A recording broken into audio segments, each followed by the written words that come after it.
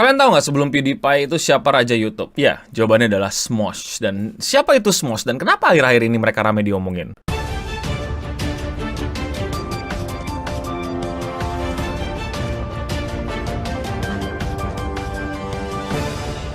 Selamat datang lagi di Seputar Internet, dan kali ini kita akan ngebahas legenda YouTube yang baru aja reunian, Smosh. Smosh akhir-akhir ini ramai di internet karena ada salah satu personilnya yang balik lagi, yaitu Anthony. Bukan salah satu sih, personil Smosh tuh harusnya cuma dua yang original, Ian dan Anthony. Dan kenapa ini adalah big deals? Kenapa banyak orang tiba-tiba ngomongin Smosh? Siapa sih sebenarnya mereka dan selegenda apa mereka ini di dunia per-YouTubean? Buat kalian yang kelamaan di gua atau mungkin internetnya baru masuk ketika PewDiePie merajai YouTube, tenang aja, gue akan kasih brief singkat tentang siapa itu Smosh dan kenapa Smosh sekarang namanya naik lagi. Jadi tahun 2000-an, mereka ini bener-bener tipikal pecundang di sekolah yang hobinya koleksi kartu Pokemon, main game, nonton anime, dan lain-lain. Terus mereka iseng bikin video lip sync. Ingat, ini tahun 2000-an. Kapan kalian buka YouTube? Bukan tahun 2000 kan? Nggak ada TikTok, nggak ada Instagram, belum ada channel YouTube Eno Bening, PewDiePie, bahkan K-pop tuh belum segede sekarang. Ian sama Anthony bikin video lip sync cover. Ini dulu ngetren banget di YouTube. Jadi tahun 2000-an tuh YouTube tuh paling rame tuh isinya orang-orang lip sync. Itu seru banget, man. Jadi bayangin seisi YouTube isinya tuh orang-orang berusaha untuk lip sync. Kalau nggak orang lip sync, ada video lucu bayi sama video lucu kucing. Yang terkenal di Indonesia pada saat itu adalah Moi Moi Palaboy. Smosh tuh nggak terlalu terkenal di Indonesia, tapi rame banget di luar dengan lip sync Pokemon mereka. Iya, kalau nggak Moi Moi Palaboy tuh dulu yang rame tuh Keong Racun. Tapi Keong Racun agak telat sih. Tapi ya kurang lebih lu bayangin, video-video yang Smosh bikin pada era itu adalah video-video kayak Keong Racun.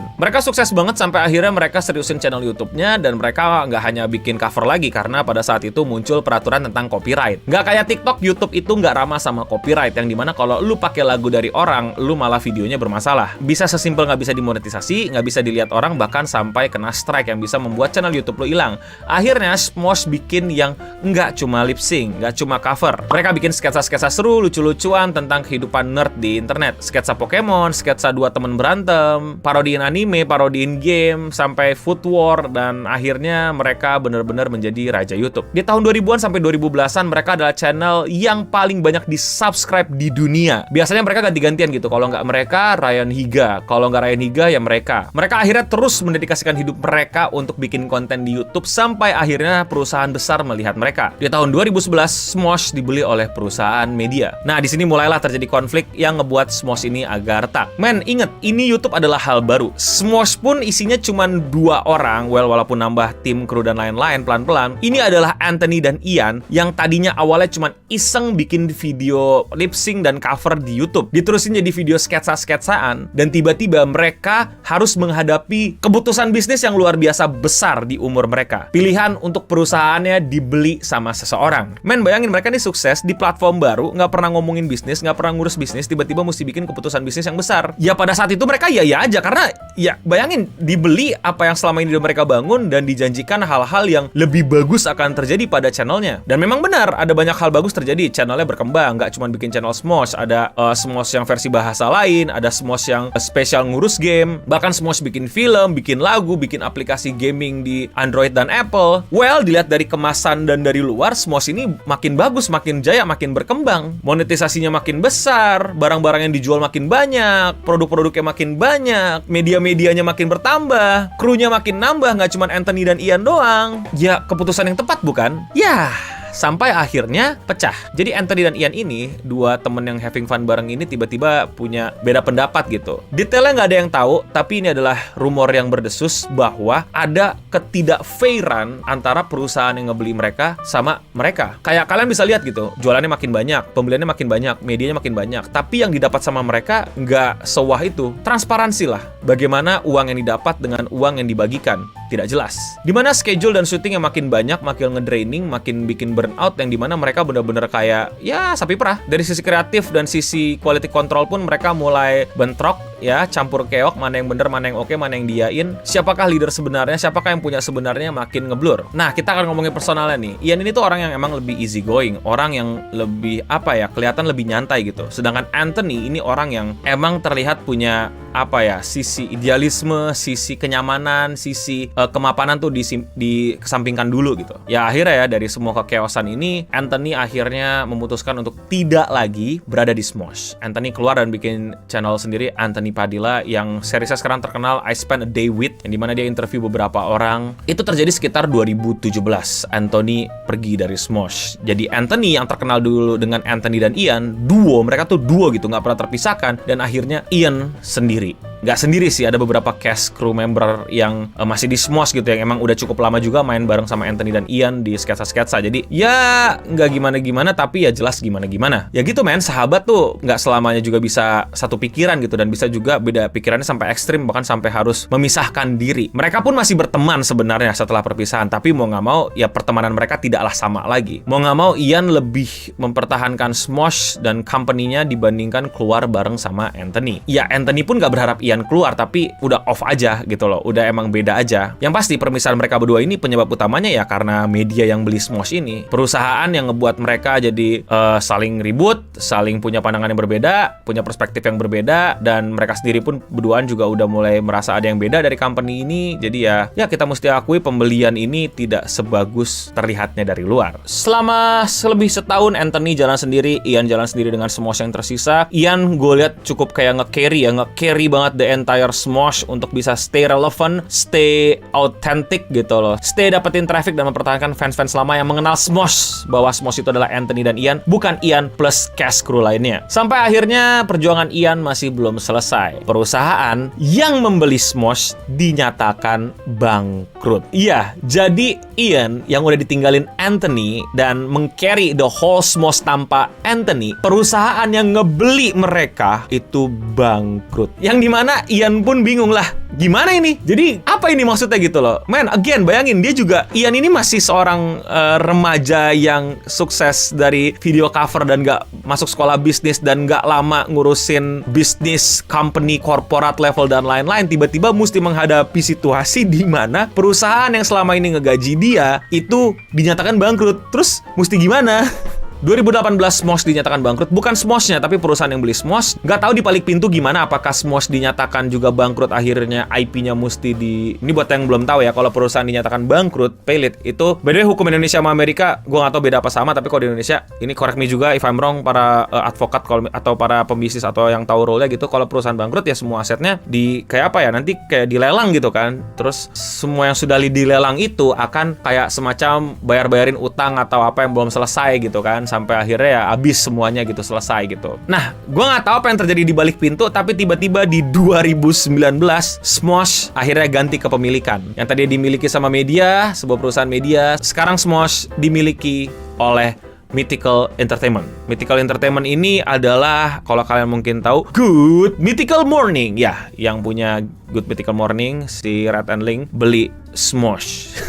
Gua nggak tahu, Ian belum pernah ngomong gimana, tapi menurut gua ketika perusahaan lu dibeli sama orang yang perusahaannya juga bergerak di bidang social media, ngurusin YouTube juga, punya konten YouTube juga, mereka lebih mengerti struggle, perjuangan, daya kreatif, dan sejauh mana lu bisa nge-stretch ini idea, stretch ini bisnis dan lain-lain, itu lebih paham dibandingkan perusahaan yang emang cuman beli lu karena lu lagi rame aja. Jadi gua rasa di bawah Rhett and Link, Smosh ini jauh lebih baik lah kondisinya. Ya walaupun monetisasinya tidak sebesar dulu gitu loh, tapi secara insight gitu loh, manajemen di dalamnya lebih lumayan lah dibandingkan sebelumnya. Apalagi dibandingkan ketika mereka lagi bangkrut dan bingung mau gimanain. Mungkin bisa dikatakan, atau mungkin gue lebay, yaitu Rhett and Link menyelamatkan Smosh. Mungkin juga penyelamatannya atas dasar teman gitu, atas dasar gila ini legenda YouTube diambang gitu aja gitu sama media yang bangkrut gitu. Kita beli lanjir itu. Mungkin sentimen juga gitu. Tapi that's what's make me happy and apa ya, glad gitu, dan seneng gitu, kayak gila diselamatin gitu sama sesama konten kreator, sesama YouTuber gitu. Dan ya sejujurnya gue lebih nonton Smosh pas Smosh masuk ke Mythical Entertainment, lebih seru, lebih enak gitu. Ian terlihat masih nge-carry cast-cast yang lain, dan di situ jujur cast-cast yang lain itu ya lebih terasa gitu, lebih menonjol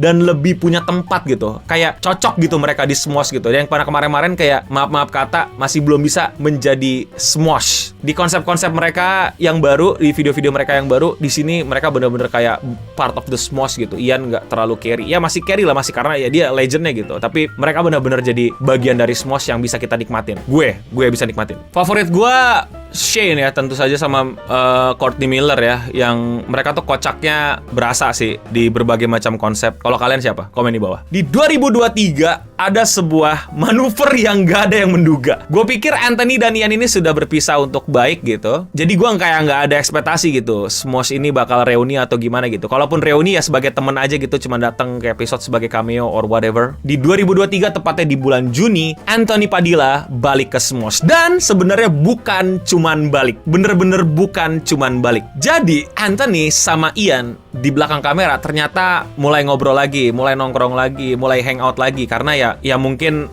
sudah sama-sama kalem atau emang lagi ada momen dan moodnya gitu. Out of nowhere tiba-tiba keluarlah rencana bahwa Ian dan Anthony membeli kembali Smosh. Jadi bayangin, bikin barang, dibeli sama sebuah perusahaan media, perusahaan medianya bangkrut, diselamatin dibeli ulang sama Mythical Entertainment, dan sekarang di 2023, Anthony dan Ian ngumpulin duit, dan gimana caranya? Mereka berdua adalah pemilik Smosh secara utuh. Gila. Ini keren banget lu lihat gak sih ini alurnya kayak anime shonen, tau gak lu? Mereka berdua join force pakai nakama power, dan akhirnya mereka ke Mythical Entertainment, ke Red and Link bilang, "Cuy, gua mau beli Smosh sama Anthony." What the hell? Itu plot twist anime banget, kayak wow. Semua kekuatan, kreativitas, kebahagiaan kembali ke tangan originalnya. Dan ya, mereka berhasil melakukan itu di Juni 2023. Anthony Padilla bukan balik ke Smosh, Anthony Padilla dan Ian Hezoks beli kembali Smosh, memiliki kembali Smosh 100% baby ya, majority lah, or at least pokoknya mereka lah yang punya kuasa di Smosh. Lu sadar gak sih, ini tuh cerita tuh luar biasa anjir. Dari cuman cover lip sync lagu Pokemon di kamar temen lu, sampai join force yang tadi mereka pisah gitu ya. Ya bermusuhan lah kita bilang gitu. Terus tiba-tiba balik lagi, join power untuk kita beli apa yang emang udah kita bangun berdua dari dulu. My God, keren cuy. Ya gila men. Makanya itulah kenapa akhir-akhir ini Smosh tuh kayak rame banget diomongin orang. Kenapa semua orang sekarang ngomongin Smosh? Kenapa tiba-tiba timeline isinya Smosh return, whatever, Ian return, Anthony return, whatever. Karena sepanjang itu story-nya. Dan kita semua nih, gue gak tahu kalian gitu, gue sebagai yang social media strategis, gue gak harus jadi social media strategis untuk menikmati Smosh. Gue adalah salah satu generasi YouTube awal-awal gitu, yang emang Smosh dari awal-awal berdiri gitu, yang bukan generasi tahu topi di raja gitu. Gue ngeliat raja YouTube tuh pada saat itu adalah Smosh gitu, yang dimana setiap gue pulang sekolah kuaret buat ngecek ada video baru gak nih dari Smosh gitu, nyaksiin mereka akhirnya sukses sampai bikin film, nyaksiin jatuh bangunnya mereka, pisahnya mereka, bahkan sekarang ada arc redemptionnya. Luar biasa. Apakah konten mereka selucu yang dulu? Enggak sih, gue akui konten-konten mereka sekarang plus nostalgic sih. Gue nonton sketsa baru Anthony sama Ian aja, yang dimana mereka akhirnya bikin sketsa lagi yang kayaknya udah 3 tahun gak ada sketsa berdua, terus tiba-tiba bikin sketsa. To be honest gak lucu, cuman itu template Smosh, teriak-teriak, ngamuk-ngamuk, saling ngeluarin jokes-jokes aneh berduaan gitu. Gak lucu, cuman ya ini nostalgia kencang banget. I don't know apakah mereka mempertahankan ini atau enggak, tapi gak tau aja, seneng walaupun udah mungkin bukan target market ya, tapi I'm glad the story went to the good ending. Banyak detail yang gua skip lah ya. Kalau kalian mau cari tahu, kalian bisa cari tahu sendiri. Kalian juga bisa nontonin podcast mereka berdua. Oh, bahkan ada di video di I Spend a Day with Ian ya, Anthony di series channel pribadinya. Tapi ya itulah tadi recap yang pengen gua kasih ke kalian, dan juga pendapat gue dari seorang fans gitu, yang ngikutin dari gua juga masih bocil sampai akhirnya gua kayak kerja yang kayak mereka gitu di perusahaan media, di perusahaan entertainment, bahkan juga pengen punya perusahaan. It's a really a good story gitu loh. Konten cringe mereka sih ya cringe gitu, tapi dibalik itu kayak gila. Keren banget mereka berdua, emang aneh-aneh aja di dua emang. Tapi kalau menurut kalian gimana? Komen di bawah. Apakah kalian nontonin Smosh waktu kalian kecil? Video mana yang paling kalian suka dari Smosh waktu kalian nontonin pas masih kecil? Jangan lupa kasih tahu gue di komen di bawah. Kalau kalian suka konten-konten kayak gini dan kalian mau support langsung gua, kalian bisa beli buku gua, linknya ada di deskripsi di bawah. Buku untuk memahami internet. Sorry bukunya pakai gambar di sini karena bukunya habis, sudah gua kasih orang. Gua belum pegang buku gua sendiri lagi, nanti tunggu restock udah habis. Itu aja dari gua, dan untuk kita semua, stay clean and shut up!